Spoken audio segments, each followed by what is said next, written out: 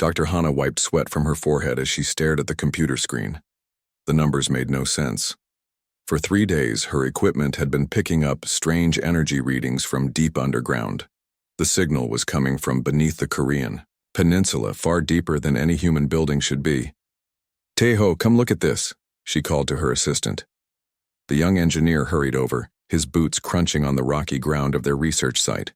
They had been studying earthquake patterns for the Earth Defense Council, but this was something completely different.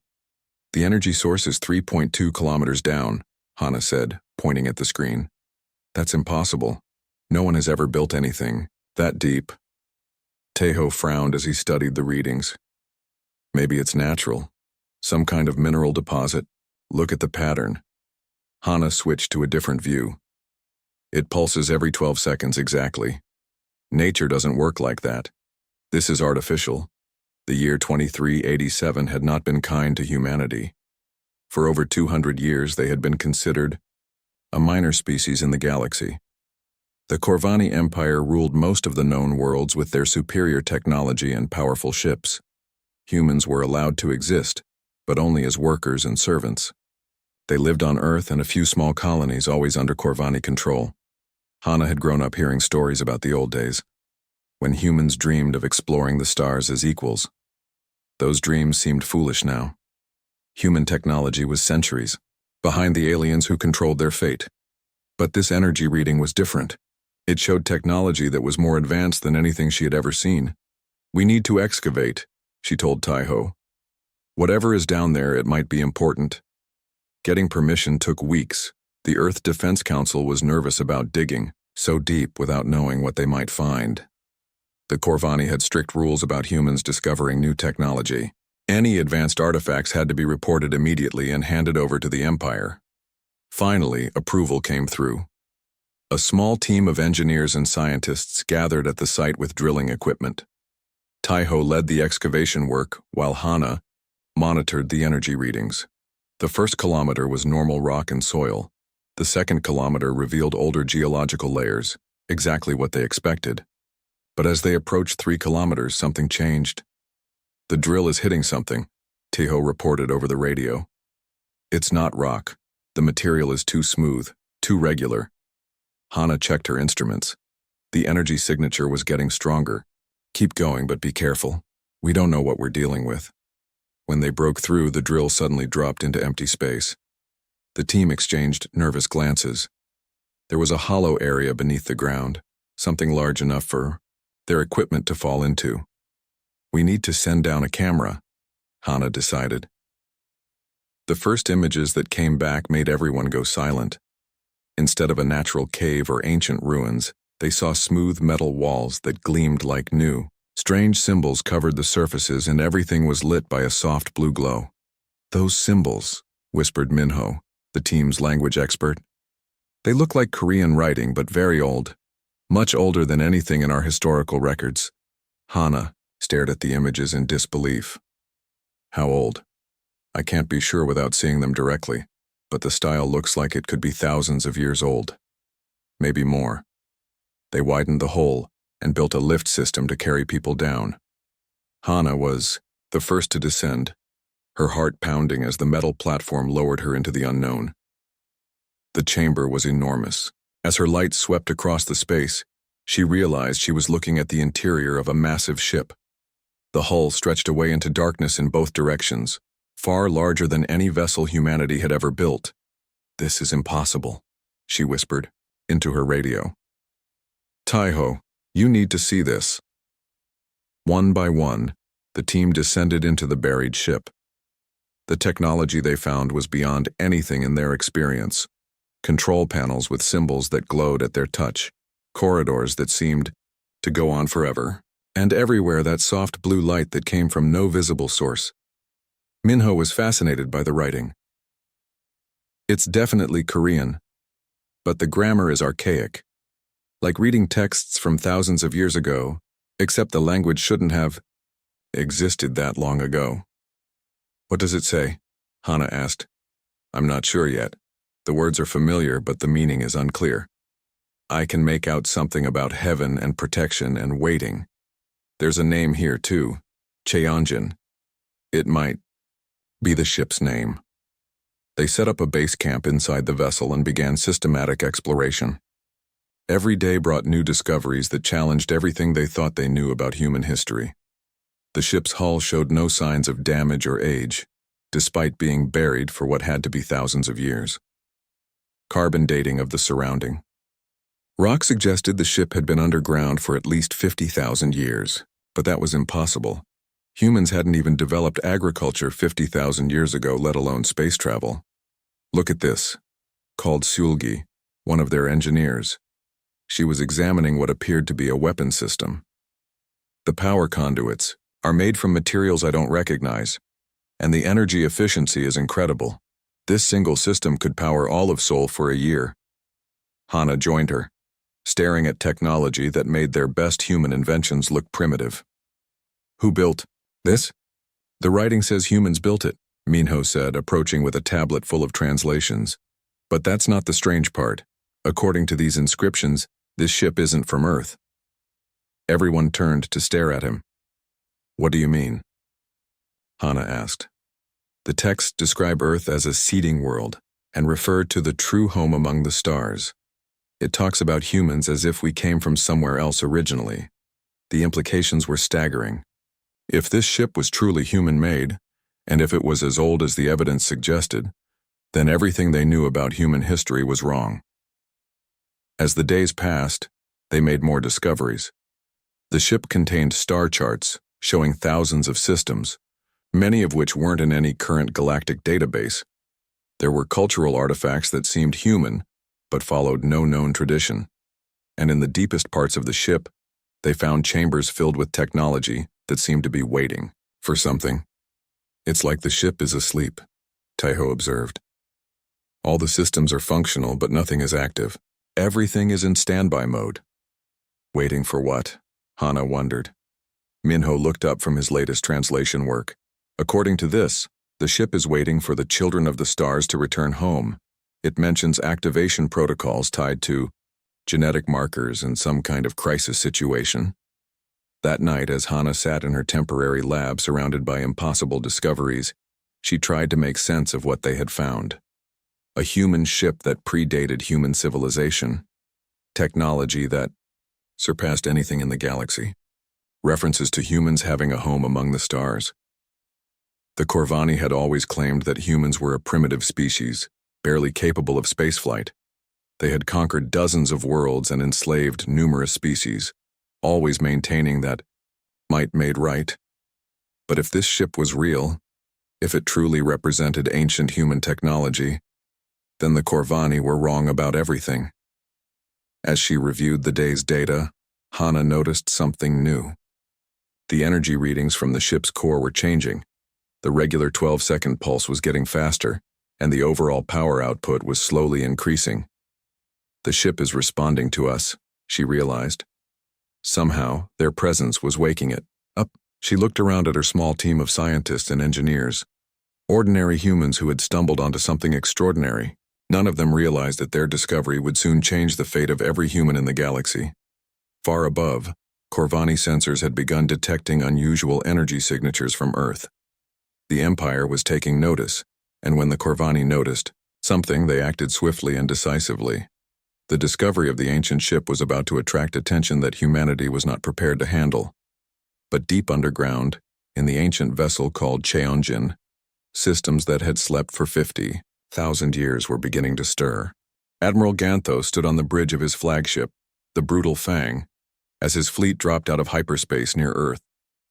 12 Corvani destroyers emerged from the swirling energy of their jump drives, their dark hulls bristling with weapons, designed to intimidate and destroy. Scan for the energy source, he commanded his sensor officers. The Corvani were reptilian beings, tall and powerful, with scales that shifted from green to brown depending on their mood. Ganthos's scales were currently a deep green, indicating his confidence and slight boredom with this mission. Energy signature detected on the primary continent, reported his tactical officer. The readings are unusual, Admiral. The power output is higher than our initial long-range scans indicated. Ganthos dismissed the concern with a wave of his clawed hand. Human technology is always crude and inefficient, They probably found some ancient power source and are wasting most of its energy through poor engineering. The Corvani had ruled their empire for over 800 years through superior technology and ruthless military efficiency. They had conquered 47 different species and subjugated countless worlds. Humans were among the least impressive of their subjects, weak, technologically backward, and lacking the warrior spirit that the Corvani respected. Open communications with the human authorities, Ganthos ordered. Inform them that we are here to investigate their recent discovery. They will surrender all recovered technology immediately. On the surface of Earth, Captain Jiwan received the transmission in the Cheonjin's command center. The Corvani message was typical of their arrogant style.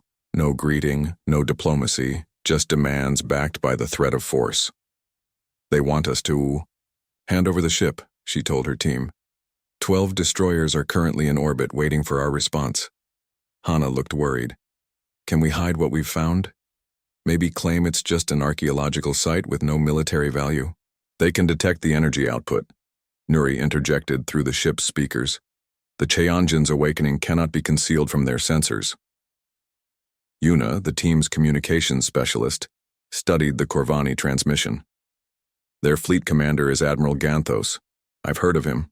He's known for being particularly brutal with species that don't immediately comply with Corvani demands. Captain Jiwan made her decision. Send a diplomatic response. Tell them we're willing to discuss the situation, but we need time to prepare a proper presentation of our findings. It was a delaying tactic and everyone knew it, but they needed time to understand their options. The Cheonjin represented incredible power, but none of them knew if it was enough to face an entire Corvani fleet. Ganthos received the human response with contempt. Time to prepare? They dare to make the Empire wait? He turned to his weapons. Officer. Target the nearest human settlement, fire a demonstration bombardment. Show them what happens when they waste our time. The Corvani destroyer's main guns swiveled toward a small city 50 kilometers from the excavation site. Energy. Beams lanced down from orbit, striking residential areas with pinpoint accuracy. Buildings vaporized in flashes of superheated plasma. The bombardment lasted only 30 seconds, but when it ended, thousands of civilians were dead. That should motivate them to cooperate, Ganthos said with satisfaction. Send another message. Tell them they have 1 hour to surrender their discovery, or we will begin systematic destruction of their population centers. In the Cheonjin's command center, the team watched in horror as news reports showed the devastation. Smoking craters marked where homes and schools had stood just minutes before. Emergency responders searched desperately for survivors in the rubble. They killed those people just to make a point, Taiho said, his voice shaking with rage. This is what the Corvani consider diplomacy, Nuri said quietly. They rule through fear and casual brutality. Your people suffer under their dominion because no one has been strong enough to oppose them. Captain Jiwan stared at the images of destruction, feeling something awakening inside her. It was more than anger. It was a deep, primal understanding that this kind of behavior could not be tolerated.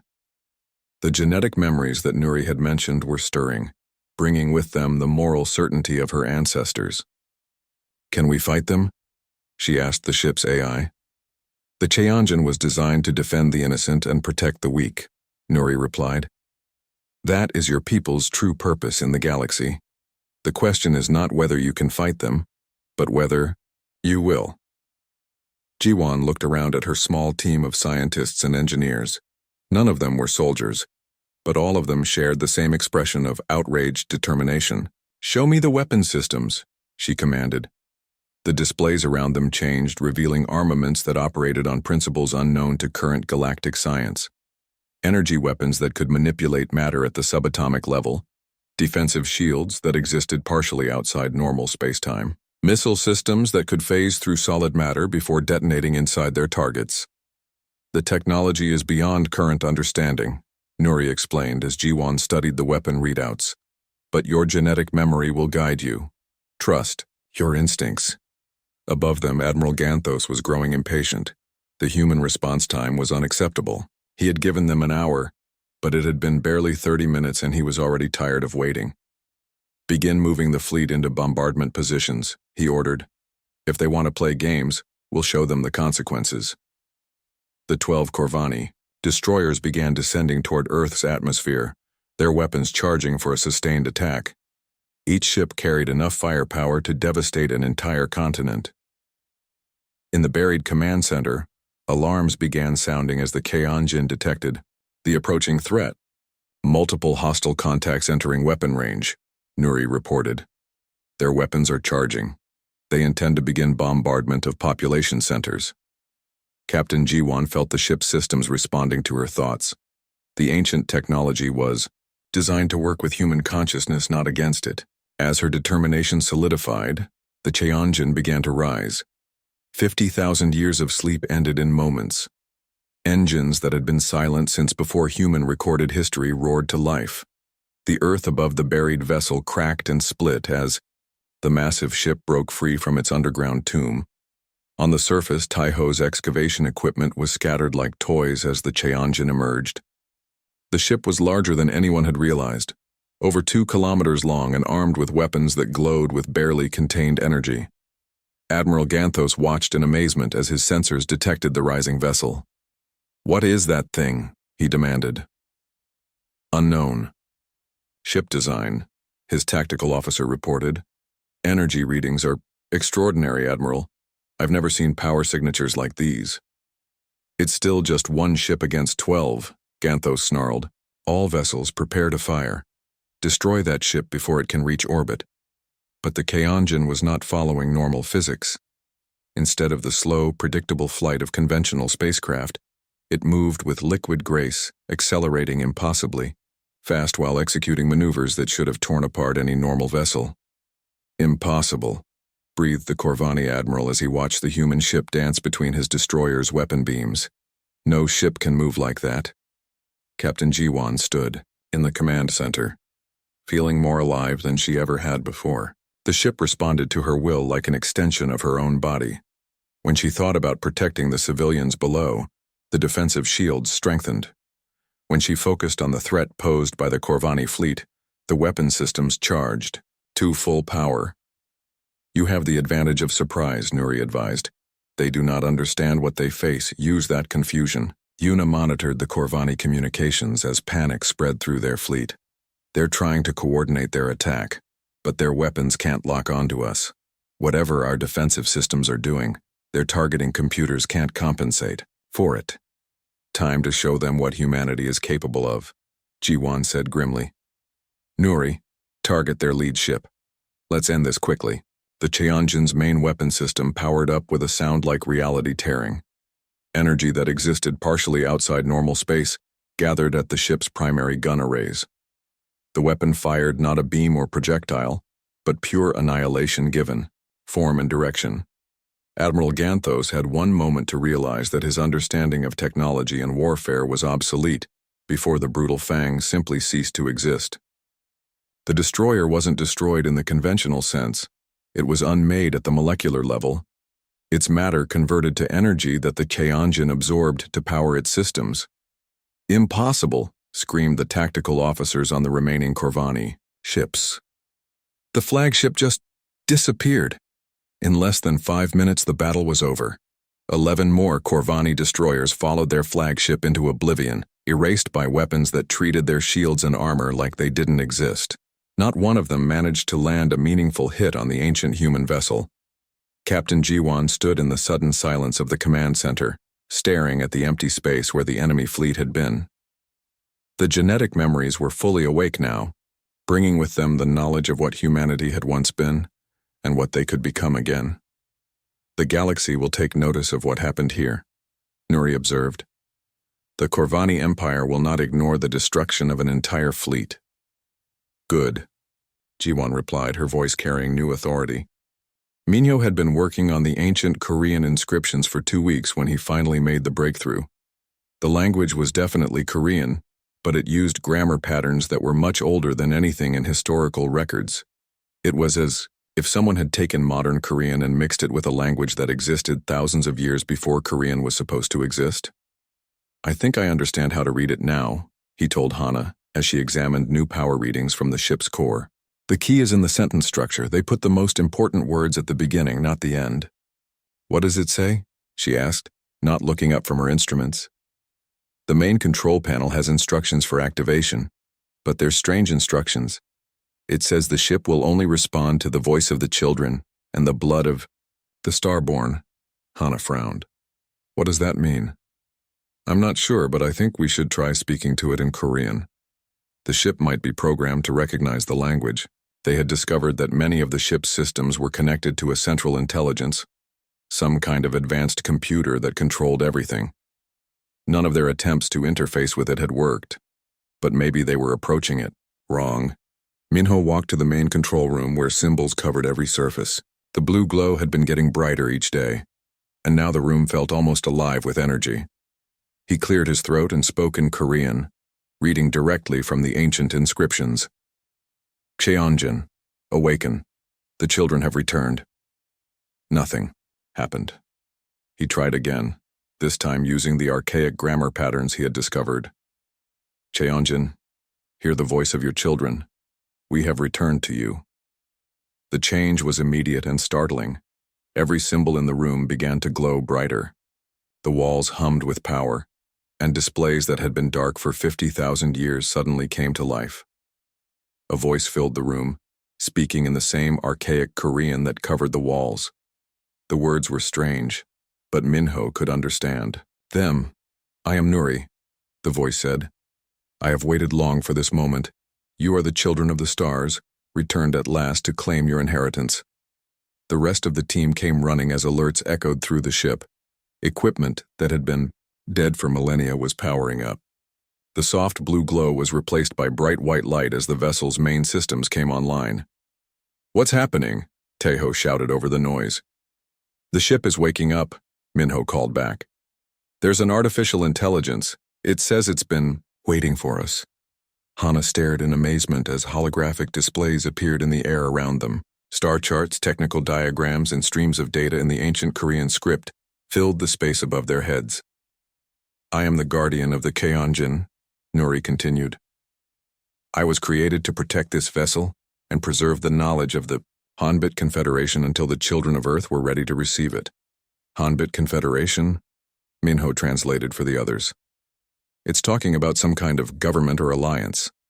The displays changed, showing images of vast cities among the stars. Space stations the size of moons orbited beautiful worlds. Ships that dwarfed anything in the current galaxy moved between systems filled with life and light. This was your true home, Nuri explained. The Hanbit Confederation spanned 3,000 star systems. Your people were explorers, builders, and teachers. You brought peace and prosperity to countless worlds. But that's impossible, Hana protested. Humans have only been in space for a few hundred years. We've never controlled anything beyond our own small colonies. The children of Earth are not the first humans, Nuri replied patiently. You are the descendants of those who were placed here 50,000 years ago when the Confederation faced its final choice. New images appeared. They showed a great catastrophe, some kind of cosmic disaster that threatened all life in the galaxy. The human civilization fought against it, but realized they could not win through force alone. Your ancestors chose transcendence over destruction, Nuri continued. They moved beyond physical existence, but first they seeded many worlds with human life. Earth was one such world, chosen for its potential to nurture the qualities that made humanity great. Minho struggled to translate the complex concepts. It's saying that the original humans became something else, but they left people on different planets to grow and develop. We're their descendants. Why? Hana asked. Why leave us here? Because one day the galaxy would again need what humanity offers, Nuri answered. Peace instead of conquest. Cooperation instead of domination. The time of that need has come. The displays showed current galactic political maps. The Corvani Empire's territory was highlighted in red, showing their control over most of the known systems. Other species lived in fear, conquered and enslaved by Corvani military might. The Corvani represent the old way, Nuri explained. They take what they want through force and consider mercy a weakness. They have forgotten that true strength comes from unity, not domination. But we can't fight them, Tejo protested. They have thousands of ships and weapons we can't match. Humans are barely able to defend our own worlds. You can match them, Nuri said simply. The Cheonjin contains technologies from the height of human civilization. Weapons, shields, and engines that surpass anything currently in use. But more importantly, you carry within your genetic memory the knowledge of how to use them. As if to demonstrate, the ship's systems began responding to the team's presence in new ways. When Hana approached a control panel, it automatically configured itself for her use. When Taiho examined the engine systems, technical knowledge he had never learned seemed to flow into his mind. It's incredible, Sulgi whispered, staring at weapon systems that made no sense but somehow felt familiar. I understand how this works, even though I've never seen anything like it. The knowledge was always within you, Nuri explained. The genetic patterns that make you human carry more than just physical traits. Your ancestors embedded memories and instincts that would awaken when needed. Captain Jiwan arrived at the excavation site 3 days later. She was a veteran of humanity's small defense fleet, experienced in the few space battles humans had, fought against pirates and raiders. The Earth Defense Council had sent her to evaluate the military implications of the discovery. She was a practical woman who had spent her career making the best of humanity's inferior technology. The idea of ancient human superweapons seemed like fantasy to her, until she stepped aboard the Cheonjin. The ship recognized her immediately. The moment her boots touched the deck, every display in the vessel changed. Tactical information flowed across the screens, showing weapon ranges, shield capabilities, and combat maneuvers that she instinctively understood. I am ready to serve, Captain, Nuri announced. You have the genetic markers of a fleet commander. The ship will accept your authority. Jiwan stared at the impossible displays surrounding her. These weapons, they're beyond anything I've ever seen. How is this possible? Your people once ruled the galaxy through wisdom and strength, Nuri replied. That time can come again, but only if you are willing to accept your heritage. That night, as the team worked to understand more of the ship's systems, Corvani long-range sensors detected the energy signature of the awakening vessel. The readings were sent to Admiral Ganthos, commander of the Empire's local patrol fleet. He studied the data with growing interest. The energy output was unlike anything in the Corvani database, and it was coming from the human homeworld.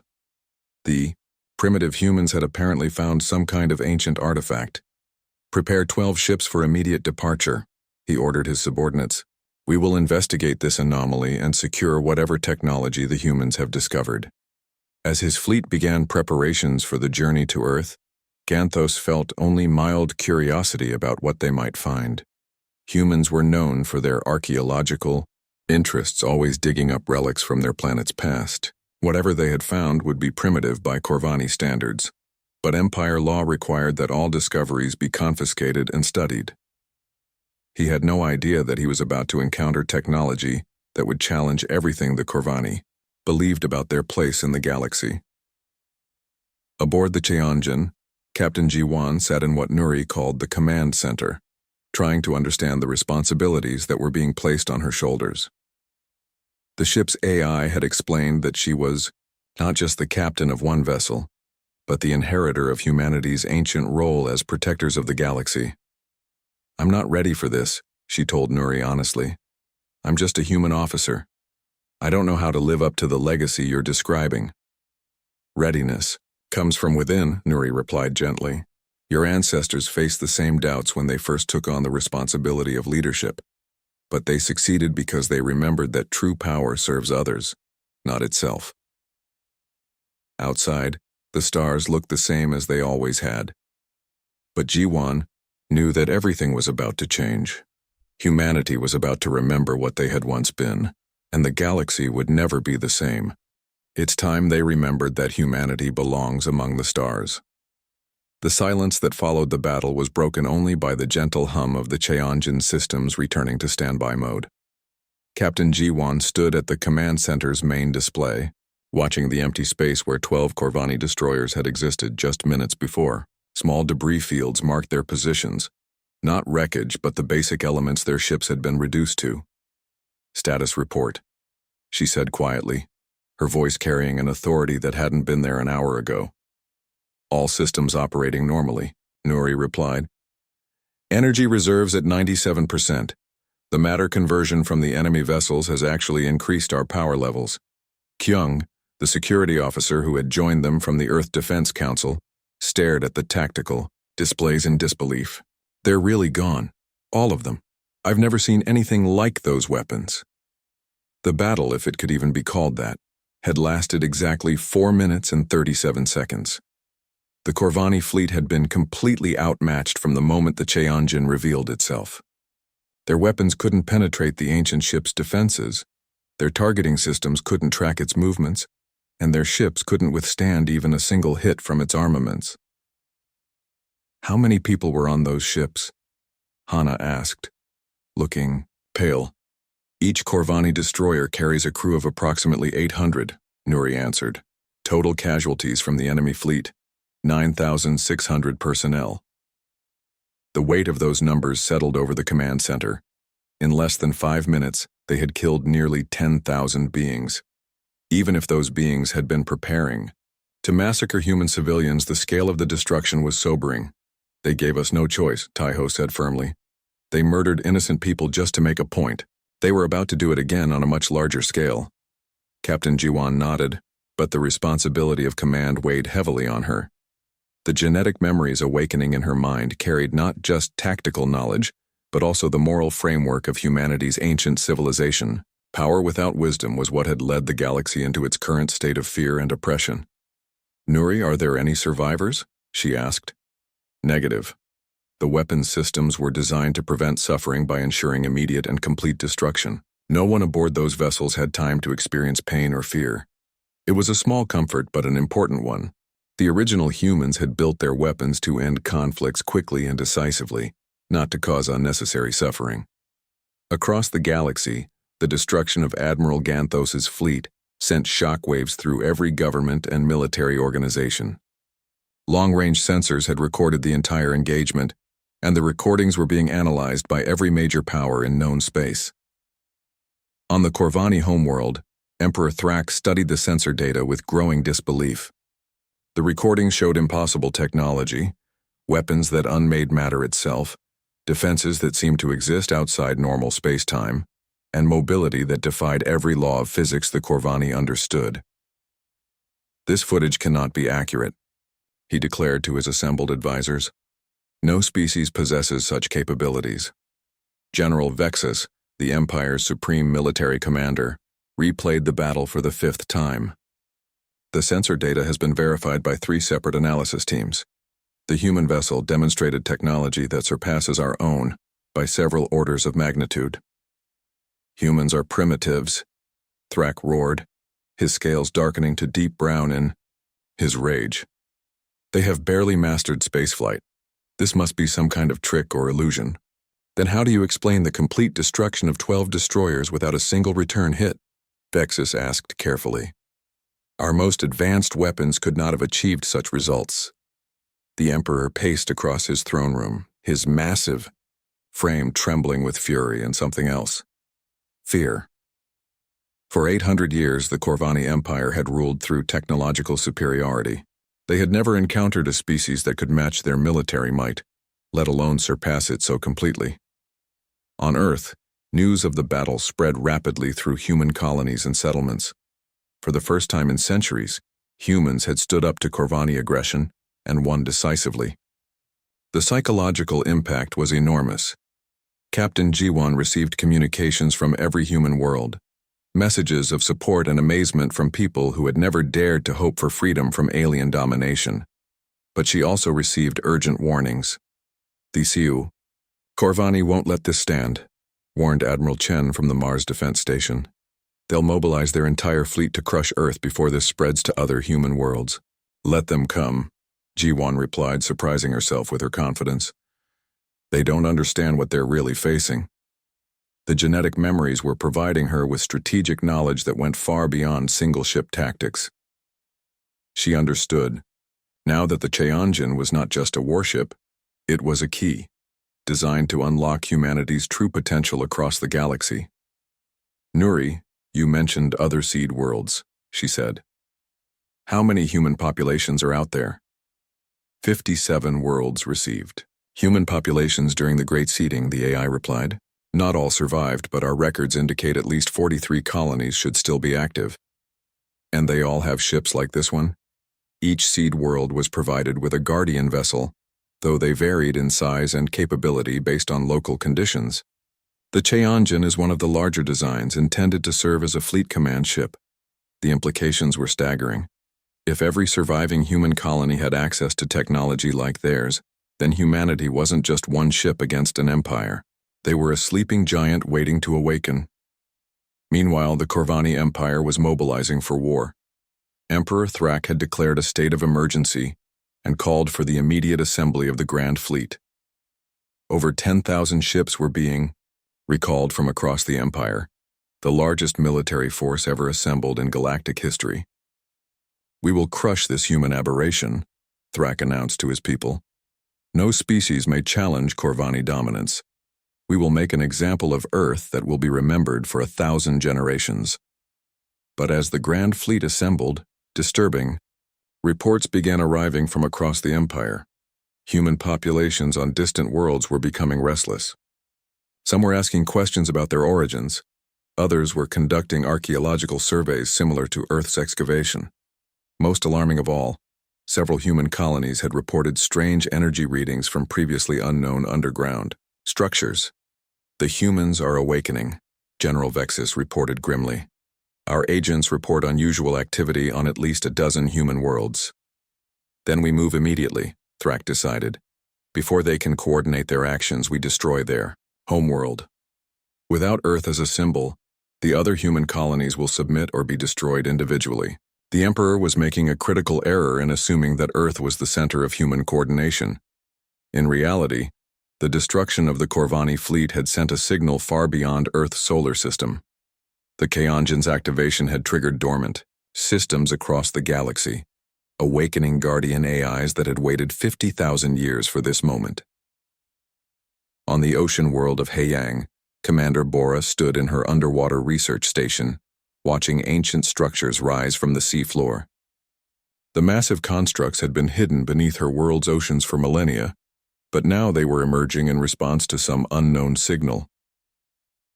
On the desert planet New Bekje, Admiral Dayun felt strange dreams filling her sleep. Visions of starships and ancient battles. Memories that couldn't possibly be hers but felt absolutely real. When she woke, she found herself walking toward a canyon that had always been considered off-limits due to dangerous energy readings. Across 43 worlds, similar awakenings were beginning. Humans who had lived as subjects of the Empire were discovering their true heritage.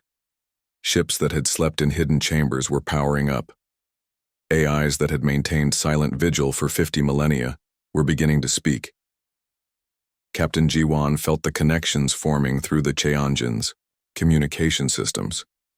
One by one, other ships were coming online, their AIs reaching out across the vast distances between stars. We are no longer alone, Nuri announced as new signals appeared on the tactical display. The awakening has begun across all surviving seed worlds. How many ships? Jiwan asked. 43 Guardian vessels have achieved full activation. 17. More are in the process of awakening. Total fleet strength will exceed 60 ships once all systems are online. 60 ships with technology that could erase Corvani destroyers in seconds. Even the Empire's Grand Fleet would be no match for such a force. But Jiwan understood that this wasn't really about winning a war. It was about reclaiming humanity's place in the galaxy. The Corvani Empire is built on fear and domination, she said to her assembled team. They rule because no one has been strong enough to offer an alternative. That changes now. Outside, the stars looked the same as they always had. But across the galaxy, humanity was remembering what they had once been. The children of Earth were coming home and the universe would never be the same. The ancient guardians were awakening and with them, the hope for a galaxy where strength served wisdom instead of conquest. The test was over, and humanity had passed. Now came the real challenge. showing the galaxy what peace looked like when it was backed by the power to enforce it. 3 days after the destruction of Admiral Ganthos's fleet, the full scope of humanity's awakening began to reveal itself. Captain Jiwon stood in the Cheonjin's expanded command center, watching as communication links established connections with human colonies across the galaxy. Signal from New Baekje confirmed, Nuri announced. Admiral Dayun has successfully awakened the Guardian ship Hanul. She reports full crew integration and all systems operational. What about Haiyang? Jiwon asked. Commander Bora's ship, the E. Badawi, has emerged from the ocean depths. Underwater installations that have been hidden for 50,000 years are now active and producing support vessels. The tactical display showed 43 points of light scattered across the galaxy. Map. Each one represented a human world where ancient technology was awakening, where ordinary people were discovering they carried the genetic memory of a civilization that had once ruled the stars. Minji, the research scientist who had been studying the cultural artifacts found aboard the Cheonjin, approached with new translations. I've been working on the historical records Nuri provided. The story of what happened to the original human civilization is incredible. Tell me, Jiwon said, though part of her already knew the answer through the genetic memories that were becoming clearer each day. The Hanbit Confederation wasn't just another galactic empire, Minjae explained. They were explorers and teachers who spent thousands of years bringing peace to the galaxy. Instead of conquering other species, they helped them develop their own potential. The displays around them changed, showing images from humanity's ancient past. Vast space stations where dozens of different species worked together.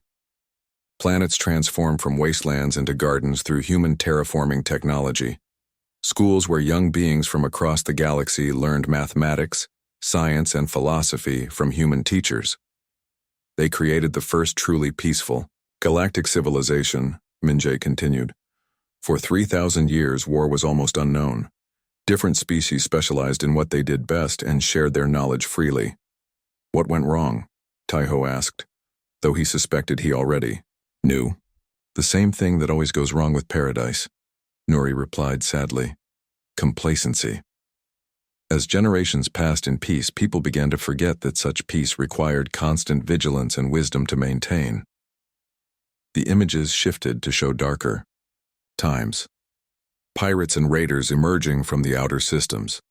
Young species choosing conquest over cooperation. The gradual breakdown of the institutions that had maintained galactic harmony.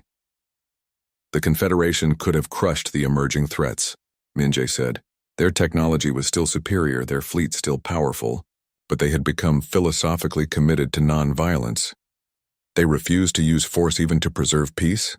Silgi asked, studying technical readouts that showed weapon systems far more advanced than anything currently in the galaxy. They tried every alternative first, Nuri explained.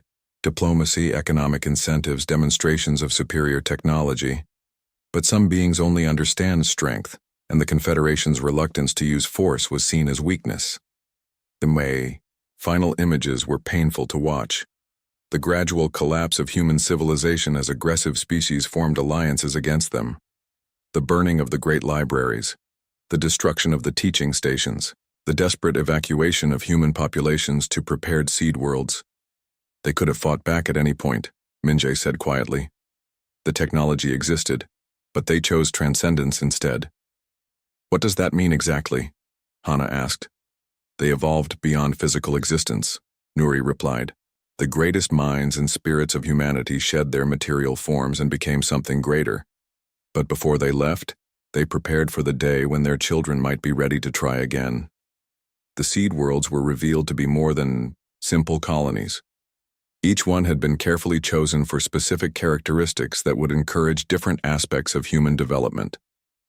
Earth had been selected for its diversity of environments and the challenge of developing civilization without obvious advantages. Haiyang was chosen to develop our connection to nature and adaptation, Nuri explained. New Baekje was meant to preserve our warrior traditions and sense of honor. Each world contributed something unique to the human experience. And now we're supposed to rebuild what our ancestors created? Jiwon asked. Not rebuild, Nuri corrected. Improve. Learn from their mistakes. The galaxy has suffered under domination-based civilizations for 50,000 years. The time has come to offer something better. Reports continued to arrive from across human space. On every awakened world, people were experiencing the same revelations, the same influx of genetic memory, the same understanding of their true heritage. But more importantly, they were all reaching the same conclusion about what needed to be done. On New Bekje, Admiral Daeun stood on the bridge of the Hanul, feeling the weight of command settling on her shoulders. Like Jiwon, she had been chosen by her ship's AI based on genetic markers and leadership potential. We have received word from 17 other worlds, her AI BitGo reported. All Guardian ships are operational. The awakening proceeds as planned. What are our orders? Daeun asked. There are no orders, BitGo replied. The Confederation never operated through centralized command. Each captain makes decisions based on wisdom and the greater good. This was perhaps the most revolutionary aspect of humanity's return. Unlike every other galactic power, they had no single ruler, no rigid hierarchy, no empire built on subjugation. Each human world would govern itself, but they would coordinate through shared values and mutual respect.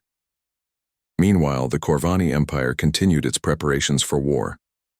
Emperor Thrak had assembled the largest military force in galactic history.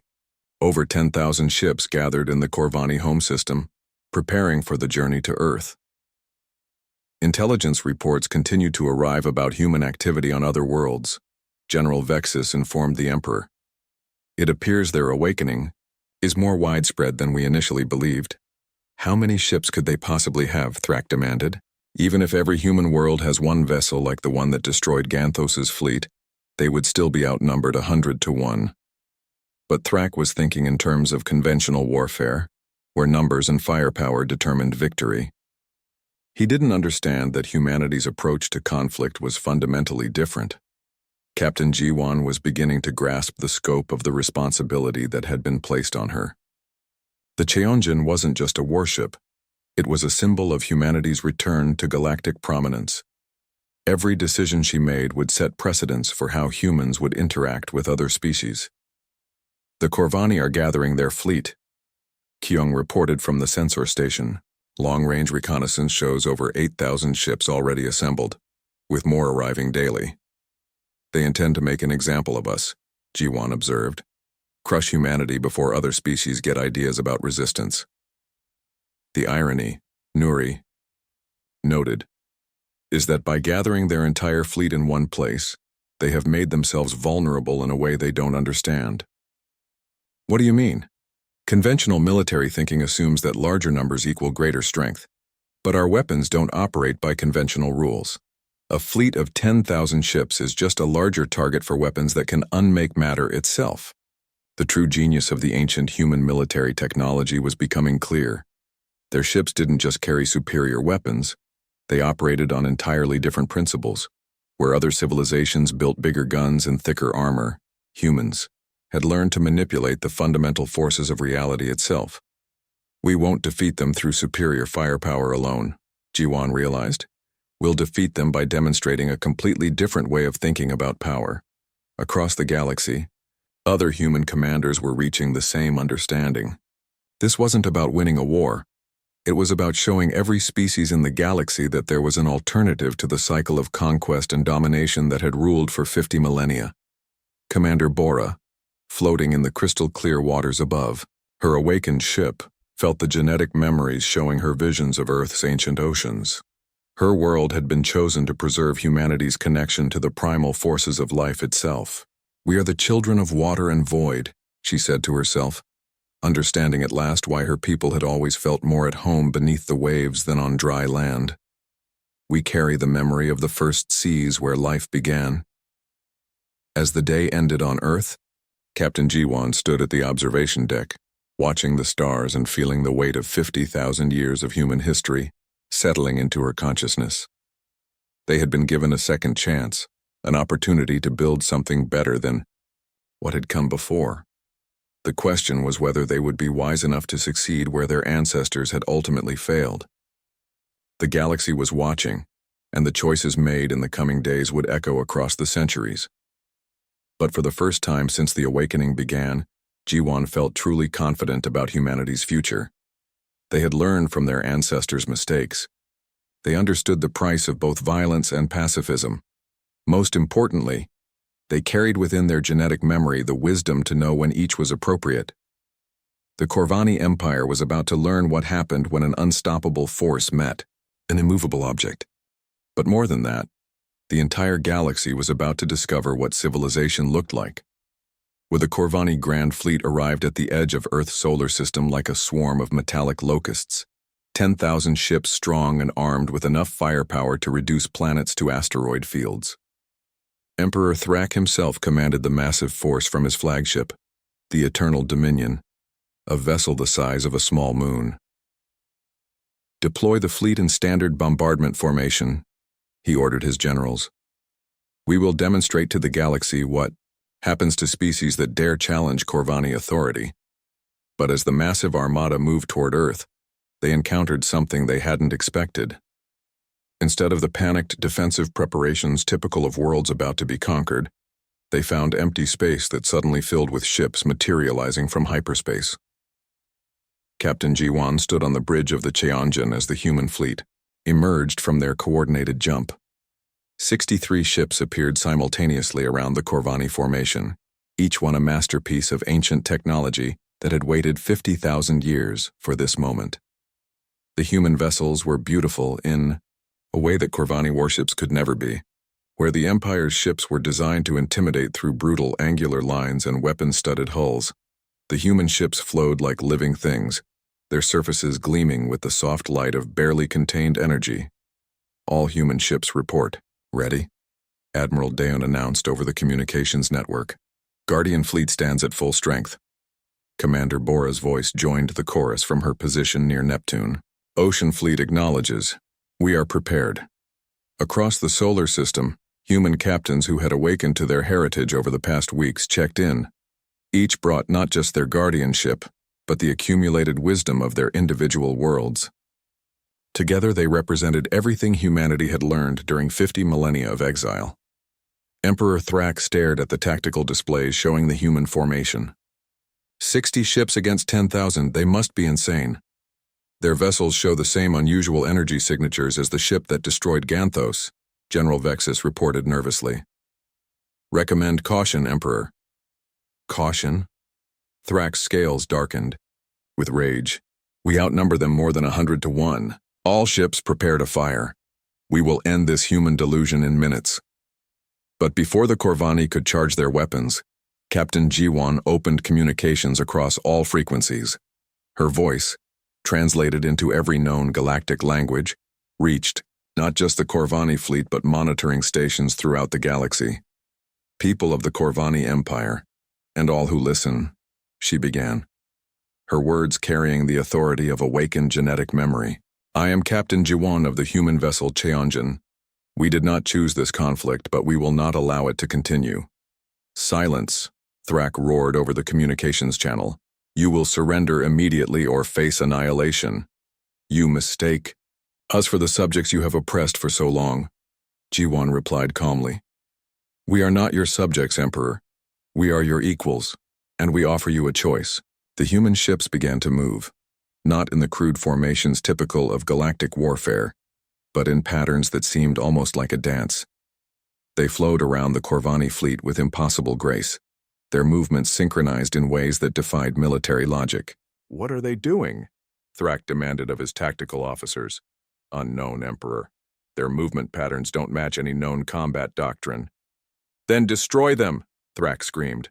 "All ships, open fire."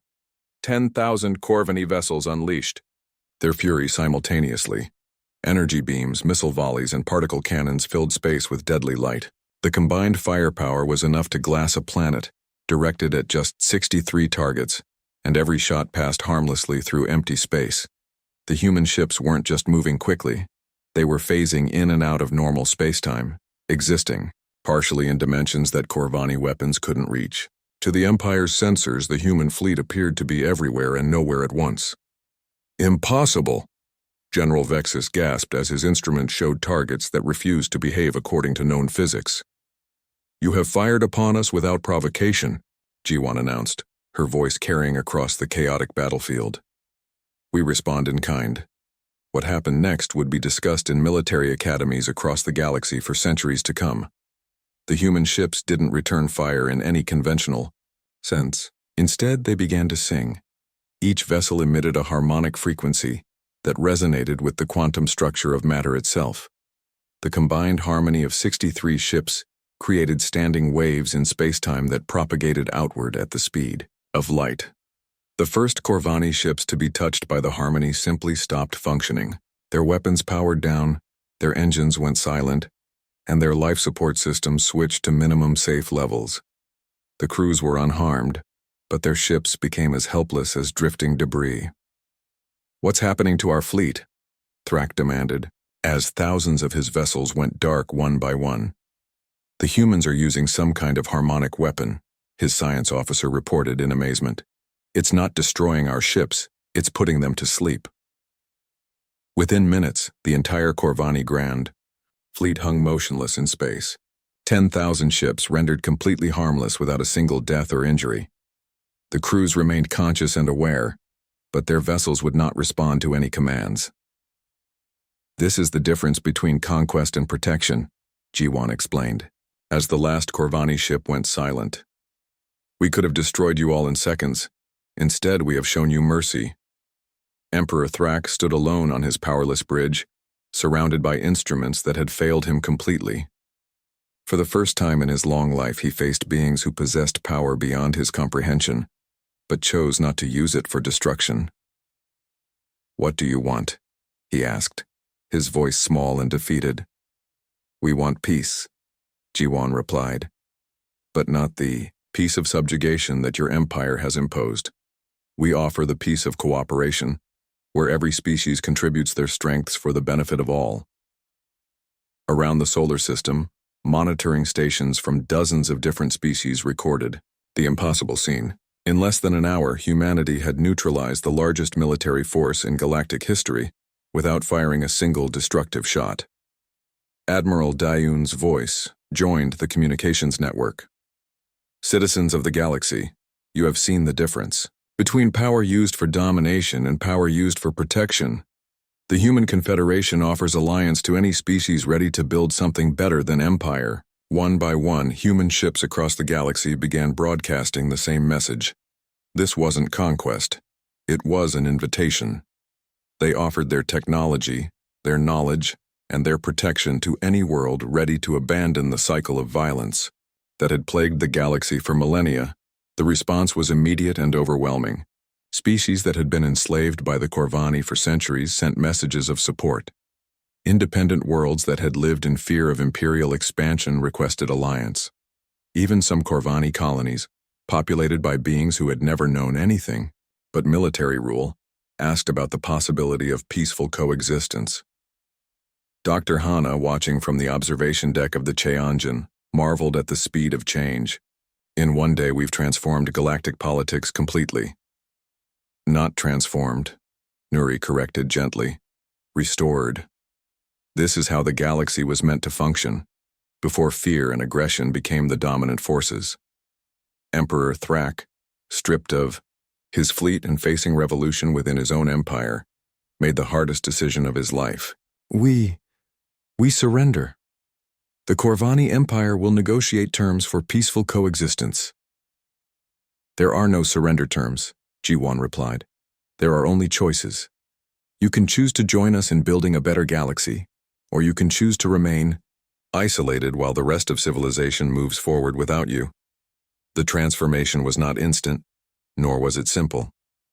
Changing a galaxy-spanning civilization took time, patience, and wisdom.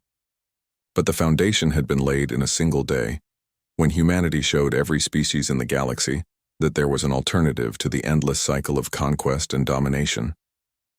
Captain G1 stood on the bridge of the Cheonjin as the Corvani fleet was safely escorted to designated systems where their crews could make individual choices about their futures. Many chose to return home to families they had been forced to leave for military service. Others requested permission to join the growing alliance of worlds that was forming around human leadership. The awakening is complete, Nuri observed as reports arrived from across human space.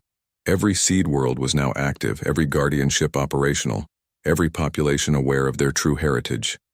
No, Jiwan corrected, watching as ships from dozens of species began arriving to request alliance. The awakening is just beginning. For 50,000 years, the galaxy has been asleep.